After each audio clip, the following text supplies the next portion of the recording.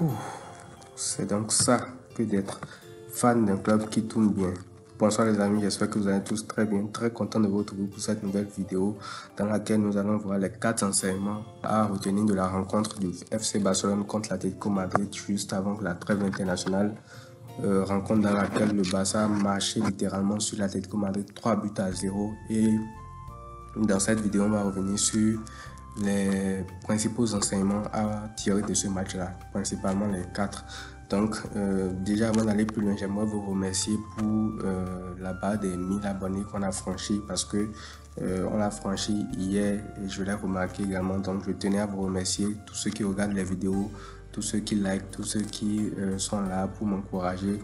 Et voilà, bon, vu qu'il n'y a pas encore assez d'interaction à l'heure actuelle, je ne vais pas faire une FAQ spéciale pour ça. Donc, on va attendre de grossir encore un peu plus avant d'instaurer ce genre de format-là, après avoir passé certains caps. Donc, bref, ça, c'était une parenthèse.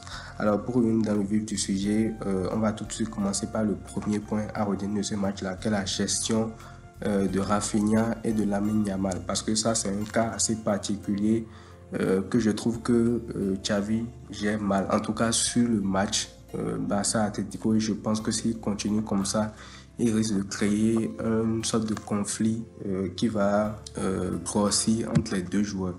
Déjà, je vais commencer par ce que j'ai observé dans ce match-là contre l'Atlético Madrid. Il faut savoir que avant le match, Lamine Yamal a beaucoup enchaîné et qu'il méritait franchement d'être au repos.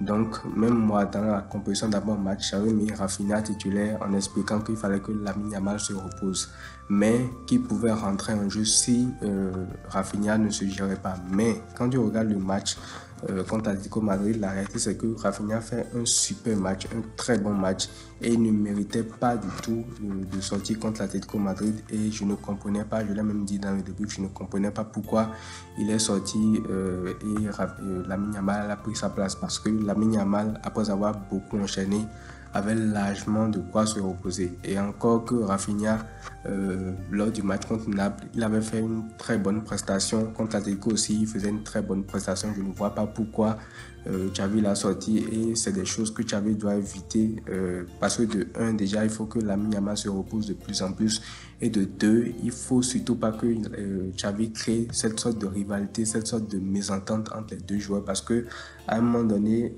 Rafinha, c'est un humain. C'est vrai que de base, il n'a rien contre Lamine Yamal et tout, mais en forçant, en le sortant, même quand il est bon de temps en temps, ça peut créer des frustrations qui va peut-être se répercuter sur sa relation avec le jeune joueur espagnol. Donc, je pense que Xavi peut mieux gérer cette situation-là. Deuxième enseignement à tirer de ce match-là. Déjà, pour commencer, pour introduire cet enseignement, j'aimerais vous lire une déclaration de Ilkay Gundogan, parce que c'est de lui que va parler ce deuxième point-là. Il y a quelques jours, Ilkay Gundogan disait mot pour mot: j'ai reçu des offres autres que Barcelone, mais je rêvais de jouer ici. J'ai été impressionné par le football joué par Busquets, Xavi, Iniesta. Mon rêve était le Barça. Je suis ici pour créer un équilibre entre l'expérience et le potentiel des grands talents issus de la Masia. Donc, le deuxième point va parler de cette citation-là, de cette déclaration de Ilkay Gundogan, qui fait actuellement exactement comme il a dit le lien entre les jeunes et lui, parce que Ilkay Gundogan aujourd'hui est tout simplement le master, le maître à jouer de ce milieu de terrain là, et c'est le deuxième enseignement à tirer de ce match là, parce que déjà il a été acquis pour quasiment rien, pour rien du tout même. Il est venu gratuitement de Manchester City vu qu'il était en fin de contrat, donc il vient au Barça et il crée cet équilibre là entre les jeunes et l'ancienne génération, parce que lui, Sergi Roberto, ce sont les joueurs les plus âgés de ce milieu de terrain là, avec Frenkie de Jong mais qui est encore relativement jeune. Donc il arrive à créer cet équilibre là entre lui, entre les jeunes, et aujourd'hui les prestations qu'il sort, franchement c'est top 3 à son poste dans le monde, parce que déjà il faut savoir qu'il a une saison assez rythmée entre blessures de ses coéquipiers, entre les 11 qui changent constamment, entre le fait de s'habituer tout le temps avec de nouveaux coéquipiers, mais malgré ça il fait quand même une saison assez réussie. Et il a beaucoup joué dans ce poste de premier relanceur qui l'handicapait, qui ne faisait pas ressortir ses premières qualités qui sont beaucoup plus montrées quand il est beaucoup plus proche de la zone. Et malgré ça, il fait quand même une saison assez aboutie. Et aujourd'hui, en l'absence de Pedri, en l'absence de Frenkie de Jong, c'est lui qui crée cet équilibre-là entre les jeunes, c'est-à-dire Fermin Lopez, Christensen qui s'instaure aussi dans le milieu de terrain, Lamine Yamal, même sur les autres lignes aussi, c'est lui qui crée cet équilibre-là entre les jeunes. Et lui, avec bien sûr les autres cadres, Robert Lewandowski et autres, qui commencent également à se gérer à leur poste. Donc il a un rôle déterminant à jouer dans la suite de la saison du Barça. Quand vous voyez, ça passe sur le troisième but du Barça contre le Napoli, le but de Lewandowski, et le but de Joao Félix, le premier but contre l'Atlético Madrid, c'est quasiment le même geste en fait.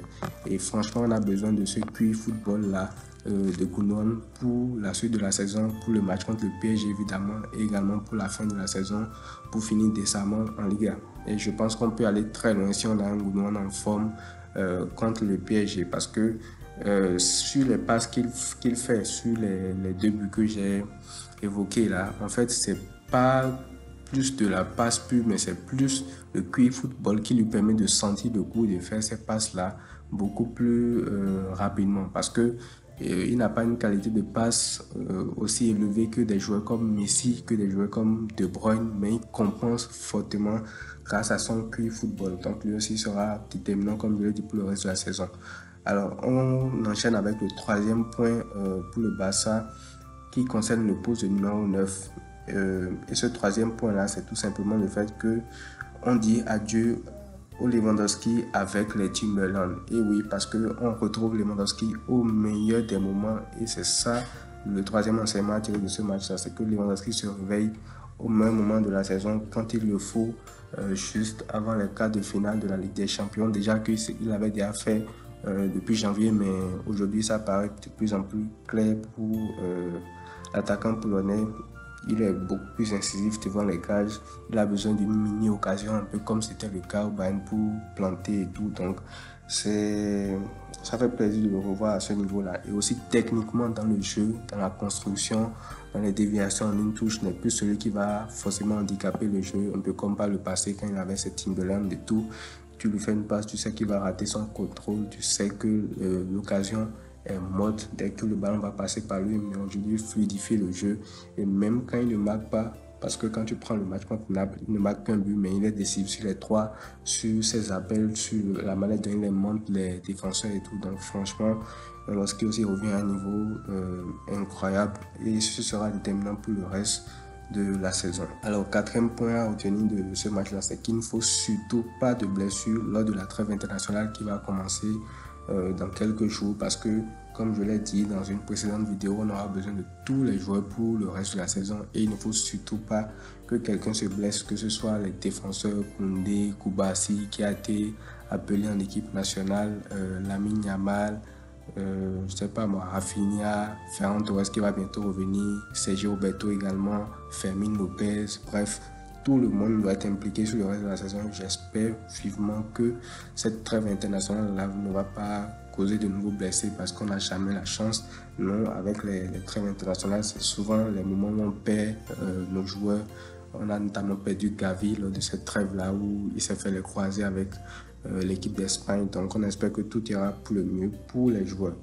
Et j'avais parlé de 4 points, mais comme je suis gentil, je vais ajouter un dernier point qui est tout simplement l'importance des jeunes. Mais ça, on en a déjà beaucoup parlé, mais j'aimerais mettre l'accent sur un point en particulier, c'est que les jeunes sont très importants pour la suite de la saison, ça on le sait, mais il faut savoir les gérer. Et je parlais dans le premier point notamment du cas Lamine Yamal, Rafinha, qui pour moi a été mal géré sur ce match-là contre l'Atlético Madrid.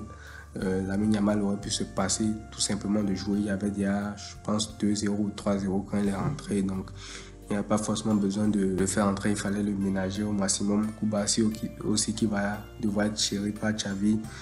Hector Ford, bon, lui ne joue pas trop parce que Cancelo n'est pas...